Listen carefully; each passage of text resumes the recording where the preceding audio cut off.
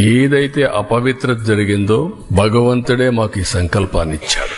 భగవంతుడు కూడా ఒక్కొక్కసారి ఆయనకు నచ్చిన విధానం ద్వారా, వ్యక్తుల ద్వారా ప్రజల్ని సమాయత్తం చేస్తారు. అందుకే మాకే బాధ్యత అప్పచెప్పారు. ఇది దేవుని కార్యక్రమం కింద తీసుకుంటున్నాం, పవిత్రమైన కార్యక్రమం తీసుకుంటున్నాం. ఆ రోజు నాకు ప్రాణభిక్ష పెట్టా అంటే ఆయనే పెట్టాడు. నిన్న ఇన్ని కోట్ల మంది భక్తులు ప్రాణాలు పోగొట్టకుండా కాపాడుకున్నారంటే కెమికల్స్ కలిపినటువంటి ప్రసాదం లడ్డు. లడ్డూకు ఒక ప్రసక్తి ఉంది. వెంకటేశ్వర స్వామి ప్రసాదం ఎన్నో దేవాలయాల్లో ఎంతో మంది కూడా ప్రయత్నం చేశారు దీన్ని రిప్లికేట్ చేయాలని, ఎవ్వరూ చేయలేకపోయారు.